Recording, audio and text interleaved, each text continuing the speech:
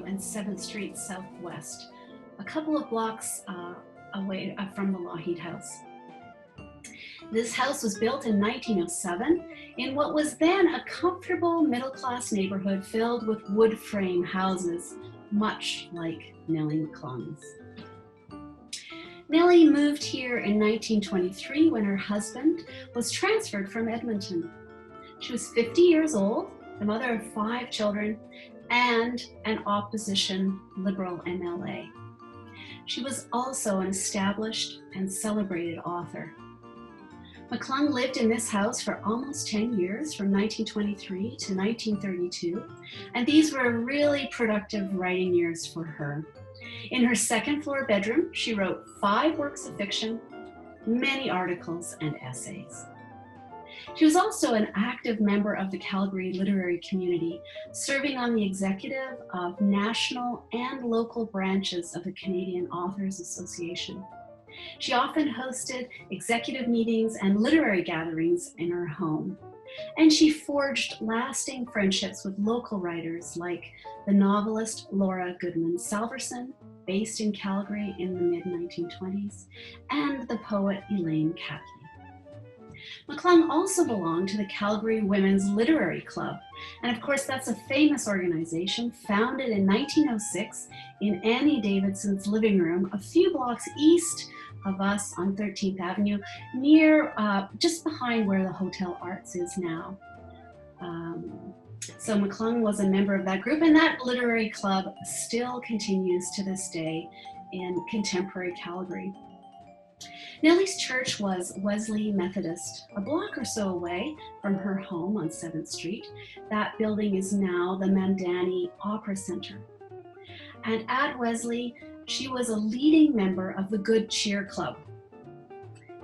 15 years after Nellie died in 1951, club members honored her role by donating 16 of her books, many of them signed, to the Glenbow Library. So if you're ever doing research at the Glenbow Library, now located at the University of Calgary, and ask to see a few of Nellie McClung's books, and you might find one that's signed by her.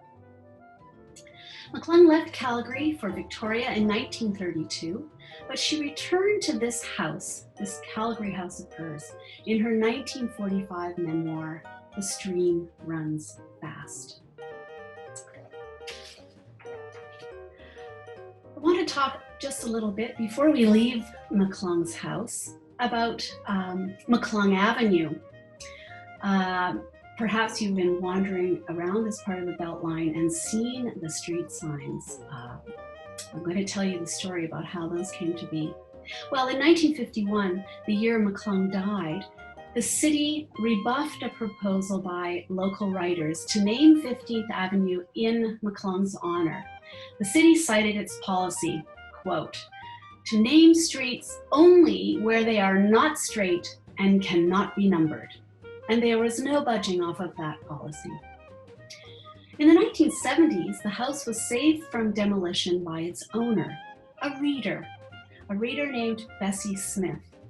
As a child, Smith read McClung's classic prairie novel, Sowing Seeds in Danny, and she was fiercely protective of McClung's house.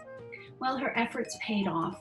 In 1979, the province designated the house a provincial historic site. Fast forward to a couple of years ago, then Poet Laureate Derek Beaulieu campaigned to name a few city streets and alleys after deceased Calgary authors. And he was successful on one count. In 2018, the city added Nellie McClung Avenue to street signs near the author's home. It's only one of a very small handful of literary markings in the city, at least literary markings to my knowledge. All of the ones that I know about are in East Village. So next time you're walking around East Village, head for Loft 112. There you will see the Rosemary Griebel bookmark, which was unveiled a few months ago in the fall. It connects Calgary to Project Bookmark Canada's National Literary Trail. At the back entrance to City Hall, look down into the sidewalk and you will see a bronze plaque featuring a passage from a poem by Micheline Mailer, who was the poet laureate a few years ago. And if you walk over towards the skipping bridge and look down again into the sidewalk, you'll see a very large circle in the pavement, and that's called the Wheel of Women, featuring 30 women who made a significant contribution to Calgary society and culture. There are 8 writers included in the Wheel of Women.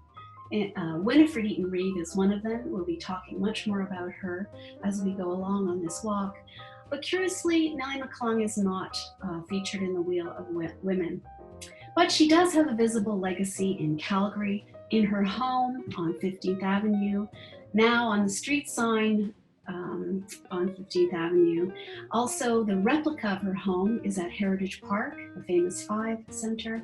And of course, there is Nellie standing across from the Performing Arts Center with her colleagues in the sculpture Women Are Persons. So that's Nellie McClung.